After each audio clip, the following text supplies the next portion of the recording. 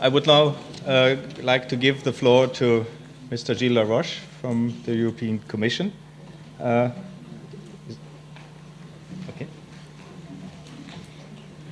Is it okay? Yeah. Okay, thank you very much. Good morning, ladies and gentlemen.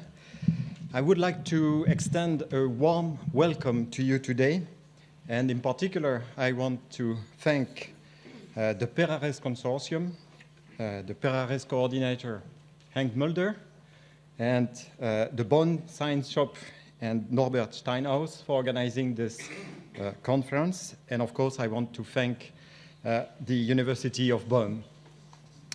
The 5th Living Knowledge Conference takes place at a key time when the European Parliament and the European Council are working on Horizon 2020, the new framework program for research and innovation in Europe.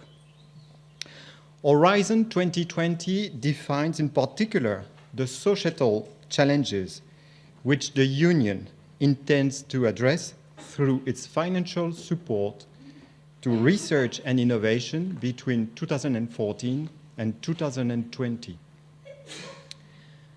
But how to be sure replies which will be given by research and innovation to societal challenges will be adequate for society? How to be sure that the replies correspond to the needs of the various societal actors?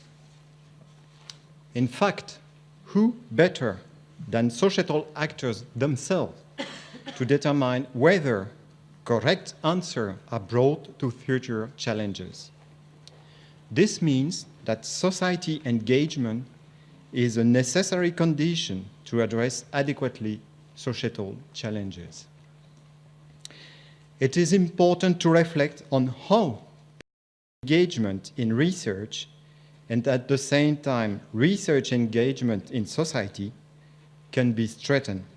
And this conference allows us the opportunity to do just that. Based on the 10 years of experience of the EU research programs, Science and Society and Science in Society, we are convinced that the 2020 challenges will have a better chance to be tackled effectively if all societal actors are fully engaged in a co-building mode in the research and innovation process. All stakeholders have a joint responsibility to provide the right solutions to the European challenges. As shown in the 2010 Eurobarometer on life sciences and biotechnology, Europeans are in favor of responsible research and innovation. People in Europe do not only expect safe food and safe environment, they want a clear framework where the responsibility of each actor are well defined, where European values are at the heart of research and innovation development. They want a framework which makes trust between actors possible. They wish to be involved in the decision regarding new technologies when cultural, environmental, social, and ethical values are at stake. A truly creative society must involve all its actors. Since 2010, the focus of the Science in Society program has been to develop a framework responding to the aspirations and ambitions of European citizens, a framework for responsible research and innovation. Responsible research and innovation means that the societal actors work together during the whole research and innovation process in order to better align the process and the results with the expectations of society. This framework, translated for the first time in the Science in Society Work Program 2012, will be pursued with even more strength in 2013 and in Horizon 2020. The responsible research and innovation framework that Science in Society is now promoting consists of 6 action lines. Engagement of all societal actors, researchers, policymakers, civil society, industry, in the research and innovation process is the first action line. At this point, I want to underline the importance of the PERARES project, where the main objective is to strengthen the interaction between researchers, civil society organizations, and the general public in formulating research agendas. PERARES paved the road for the mobilization and mutual learning action plans, the so-called MML. The MML have been designed by the Science in Society program to create mechanisms in order to address societal challenges, to bring together a wide range of actors, and to develop mutual understanding and joint solutions. The second action line is gender. Engagement means that all actors, women and men, are on board. Gender equality must be ensured in research institutions, and the gender dimension must be taken into account in research and innovation content. Our third action line is science education. It is not only important for Europe to increase the number of researchers. It is also crucial through education to equip future researchers and other societal actors with the necessary knowledge and tools to fully participate and take responsibility in the research and innovation process.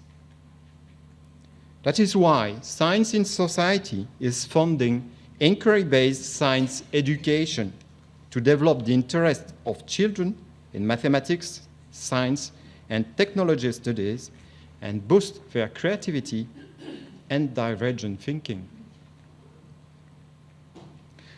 In order to be responsible, research and innovation must be both transparent and accessible.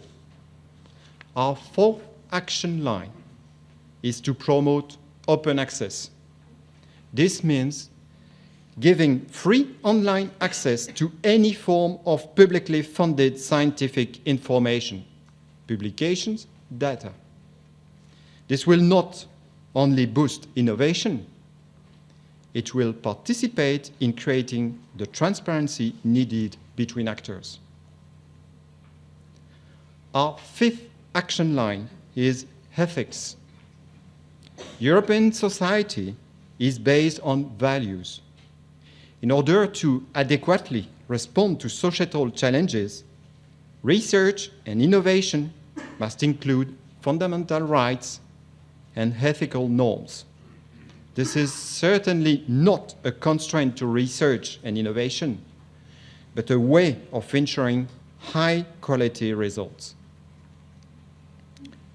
The last dimension is perhaps the umbrella for all the others. It is governance. Through this action line, we want to develop an harmonious models for responsible research and innovation.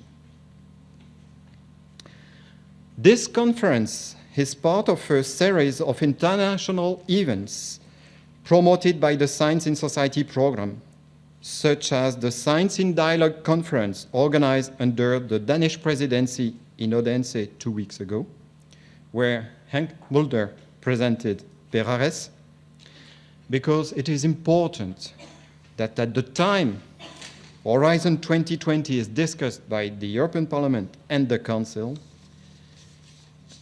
The science and society community shares its ideas, shows its results, and makes its voice heard.